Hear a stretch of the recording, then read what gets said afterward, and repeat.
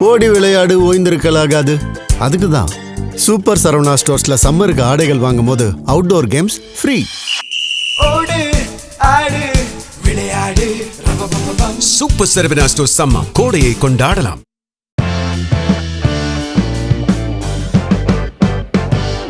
நேயர்களே, Joseph C Vijay பதவியேற்பின் பின்னணி தகவல்களும் அதிமுக உடைந்திருப்பதையும் நான் உங்களுக்கு சொல்ல போகிறேன். ஜோசப் சி விஜய் திருப்பி திருப்பி தன்னை ஒரு கிறிஸ்தவராக அவர் காட்டிக்கொண்டது ஹிந்துத்துவ அடிப்படை வெறுப்பாளர்களுக்கு ஒரு சாவுமணி. நேற்று அவருடைய பேச்சில் மிகச் சிறப்பு இருந்தது.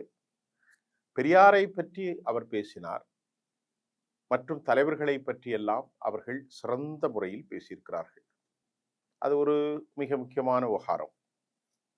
நேற்று வந்தே மாதரம் பாடியதற்கு அவசர கதியில் இதை சர்ச்சையாக கூடாது என்றும் காலச்சூழ்நிலைகளை அவர்கள் உணர்ந்து கொண்ட காரணத்தினால் உடனடியாக பதவியேற்காமல் ஏதாவது செஞ்சு தொலைச்சிருவாங்க அப்படிங்கிறதுனால தான் அவர்கள் அதை சர்ச்சைக்குட்படாமல் பாடியிருக்கிறார்கள். இனி வரக்கூடிய காலங்களில் மாநிலத்தின் தமிழ்தாய் வாழ்த்து தான் பாடப்படும் என்று அவர்கள் தமிழர் இனம் தமிழ் மொழிக்கு திரு ஜோசப் விஜய் அவர்களுடைய அரசாங்கம் முன்னுரிமை அளித்தது ஒரு மிக முக்கியமான ஒரு செய்தி. இப்போது திராவிட முன்னேற்ற கழக தற்போது உறுதிமொழி ஏற்கப்பட்டாலும் அவர் நேற்று பேசும்போது சொன்னார், யாராவது தவறு செய்வோராக இருந்தால் மனசில் நினைத்து கொள்ளுங்கள், எராஸ் பண்ணிருங்க. இந்த விஜய் இவனுக்கு ஒரே ஒரு அதிகாரம் மட்டும்தான் இருக்கு, 2 மட்டும்லாம் இல்லை அப்படின்னு ரொம்ப வலிமையா பேசிட்டார். பல பேர் சொல்லுவாங்க, சார் இவனுக்கு என்ன தெரியும், எவனுக்கு என்ன தெரியும், எவனுக்கப்பா என்ன தெரியும்? ஒரு கதை வசனம் எழுதி கொண்ட கருணாநிதியால ஆட்சி செய்யலையா? எம்ஜிஆர் அவர்கள் நடிகனுக்கு என்ன தெரியுண்டார், பெரிய ஆட்சி. ஜெயலலிதாவுக்கு என்ன தெரியும், பெரிய ஆட்சி. அவர் 10 படித்திருக்கிறார், அவருக்கு என்ன தெரியும்? தெரியும். காலம் எல்லாவற்றையும் கற்றுக்கொள்ளும்.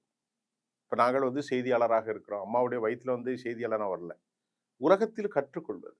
ஆகவே பொறாமையின் வெளிப்பாடாக ஜோசப் விஜயால என்ன செய்ய முடியும்? எல்லாம் செய்ய முடியும். அதற்கு காலம்தான்.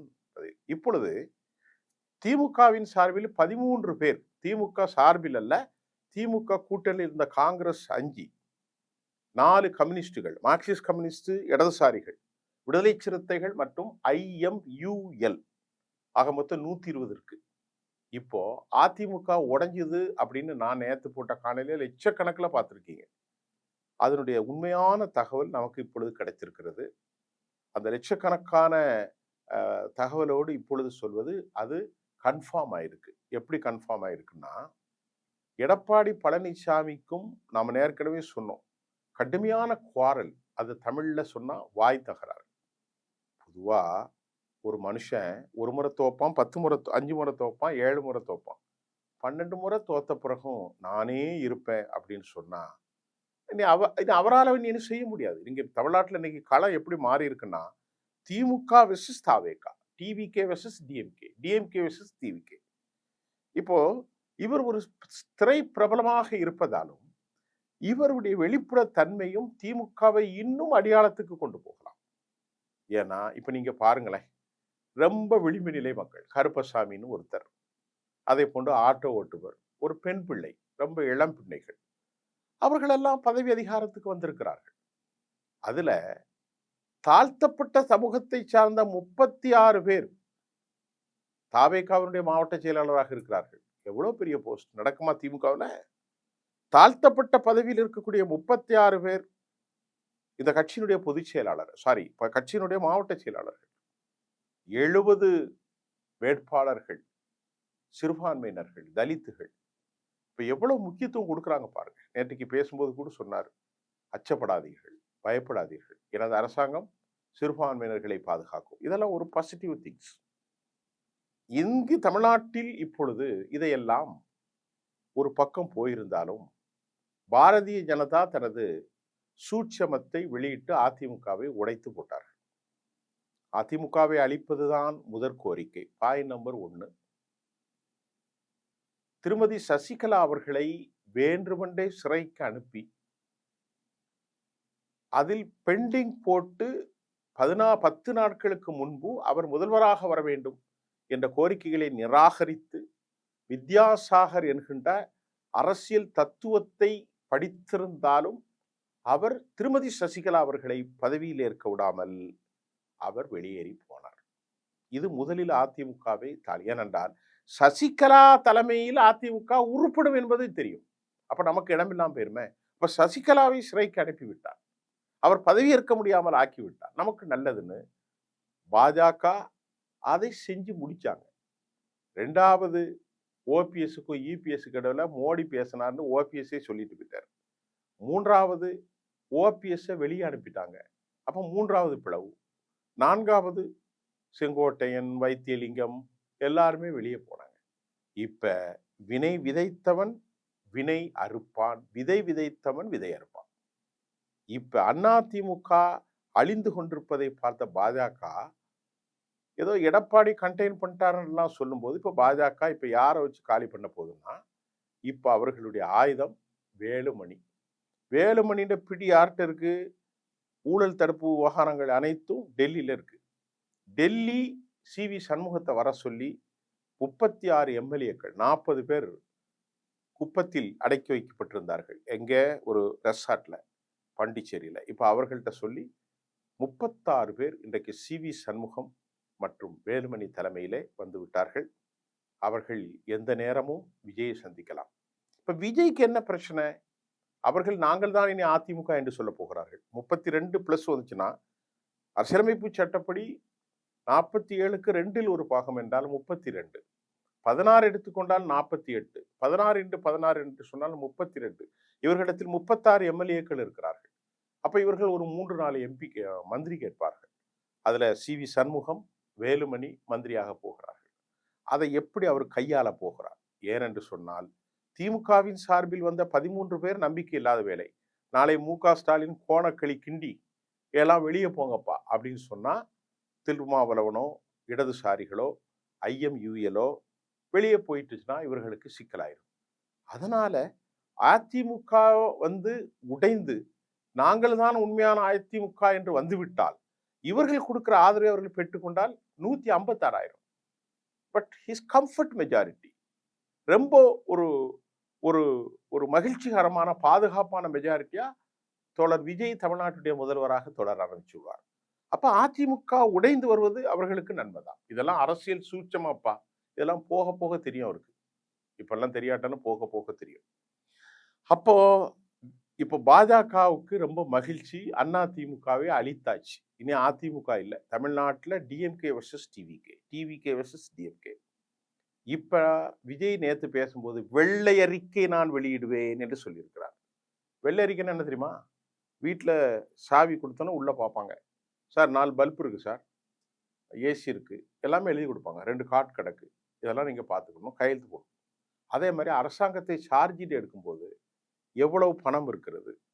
தமிழ்நாட்டில் எங்க பணம் இருக்கு? பணமே இல்லை. 11 லட்சம் கோடி கடன், 70,000 கோடி வட்டி கட்டணும், 4,63,000 கோடி பட்ஜெட்டு. இதுல 3% GDPயோட 3% வாங்கின கடனுக்கோட துண்டு விழுது. அதோடைய மொத்த அளவு 1.25 லட்சம் கோடி. இதுக்கிடையில விஜய்க்கு இருக்கிற சிக்கல் சவால்கள் என்ன? 12 லட்சம் கோடி கொடுத்தா தான் அவருடைய வாக்குறுதியை நிறைவேற்ற முடியும். யார் இந்த வாக்குறுதியை கொடுக்க சொன்னது? இதை எப்படி நிறைவேற்ற போறார்? எல்லா பொம்பளையிலும் பஸ்ல ஏறிட்டா காசு எங்க இருக்கு? 48,000 56,000 கோடி தமிழ்நாடு போக்குவரத்து துறை கடன். 15 ரூபா, 10 ரூபா, 5 ரூபாய்க்கு வாங்குற ஒரு யூனிட் மின்சாரத்தை DMK கவர்மெண்ட் 63,000 கோடி போட்டு 20 ரூபாய்க்கு வாங்கினாங்க. 2 லட்சம் கோடி கடன் மின்சாரத்துறை கடன், போக்குவரத்து துறை கடன். எப்படி மின்சாரத்தை இலவசமாக கொடுக்க போகிறார்கள்? ஏதோ கொடுத்தார்கள். போக்குவரத்தை எப்படி கொடுக்க போகிறாள்? It is impossible, not possible. அதை சாத்தியமே இல்லை. இது ஒரு பெரிய சேலஞ்ச். அதை அவர் சினிமாத்தனத்தில் ஏதாவது ஒன்று சொல்லி கொடுத்ததையெல்லாம் நைஸா நழுகி போறதான் பெட்டரை தவிர அதுக்கு 100% சாத்தியம் இல்லை. அதை விட அவர் எடுத்திருக்கிற முயற்சி வெள்ளை அறிக்கை விடுவார். தோழர்களே, உடனே அவர் சொல்லணும் வெளிப்படையா, நாளைக்கு இந்த விஜய் ஏமாத்திட்டான்னு சொல்லிடாதப்பா. உடனே சொல்லணும். That should be transparency. நான் உங்களுக்கு கொடுத்தேன் வாக்குறுதி. இங்கே வந்து பார்த்தால் வலித்து நக்கி வைத்திருக்கிறார்கள். ஒன்றுமே இல்லை தோழர்களே, இவ்வளவு கடன் இருக்கு அப்படின்னு சொல்லிட்டா ஆரம்பத்திலே தப்பிக்கலாம். சொல்லிட்டு எனக்கு கொஞ்சம் அவகாசம் கொடுங்கோடு கேட்கிறார். அவகாசம் கொடுத்தாலும் எதை செய்ய முடியும்னு பார்க்கணும். தமிழ்நாட்டில் வருமானம் டாஸ்மாக்கும் பத்திரப்பதிவு மட்டும்தான், ஜிஎஸ்டி மட்டும்தான். எக்கனாமிஸ்டா இருக்கிற கொஞ்சம் சிந்திக்கணும். அப்ப இப்படிப்பட்ட ஒரு சூழ்நிலையில் அவர் அதை சந்திப்பு. ஏன்னா அவருக்கு ஆதரவு பெருகி கொண்டே இருக்கிறது எல்லா தரப்பிலும். நான் மட்டும்தான் சொன்னேன், அவருக்கு இஸ்லாமிய இளைஞர்கள் வாக்களிக்கிறார்கள், 30% மேல் தலித் இளைஞர்கள் வாக்களிக்கிறார்கள், அவர் வெற்றி பெறுவார். 40 வயசுக்குள்ள பெண்கள் அவருக்கு வாக்களிக்கிறார்கள். டிஎம்கே அழிஞ்சு போன தோல்வி என்றால் டிஎம்கே அழிஞ்சு போனது இல்லை, அது 75 சீட்டு பிடிச்சிருக்காங்க. அவர்களுக்கும் வருங்காலத்தில் வாய்ப்பு உண்டுதான். ஆனால் இவர் மீது இப்பொழுது வைத்த நம்பிக்கை பழம் தின்று கொட்டை போட்ட பழம் பெரிச்சாலிகள், கிழங்கு தோட்டத்தில் தோண்டி போட்ட ஏதாவது ஒன்றை போன்ற ஒரு நிலைக்கு அங்கே உருவாக்கி இருக்கிறது. ஆகவே இப்பொழுது அதிமுக உடைந்து வருவது உறுதியாகிவிட்டது. அதிமுகவின் எதிர்காலமும் கேள்விக்குறியாகிவிட்டது. பழனிசாமி எக்ஸ்பெல் பண்ண போறாரா? அநேகமாக இன்று மாலைக்குள் அந்த செய்தி வந்துவிடும். மீண்டும் நாளை புதிய அப்டேட்ஸோட, நான் நேரத்தில் சொன்ன செய்தி நீங்கள் பார்த்தீங்க, அது நிறைய பேர் பார்த்தீங்க, இன்னைக்கு கன்ஃபார்ம் ஆயிட்டு. நான் நேற்று சொன்ன அதிமுக உடையுதுன்னு, இன்னைக்கு உடைஞ்சதாக செய்தி வந்திருக்கு. 36 எம்எல்ஏக்கள். நாளை பார்க்கலாம் எப்படி வரப்போகுது என்பதை மீண்டும் அடுத்த செய்தியோடு உங்களுக்கு தருகிறேன். அதிமுகவுக்கு எதிர்காலம் கஷ்டம், மிகுந்த கஷ்டம்தான். சிவி சண்முகம் நான் மறுபடியும் சொல்கிறேன், ஆடிய காலும் பாடிய பாயும் சும்மா தூங்காது, ஏதாவது ஒன்று வேண்டும்.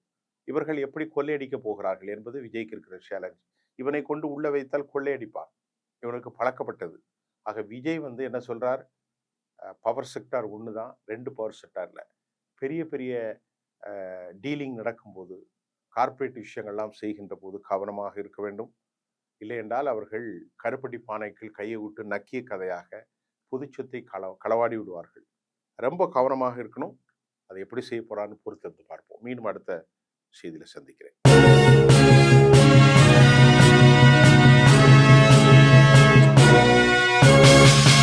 ஓடி விளையாடு ஓய்ந்திருக்கலாகாது.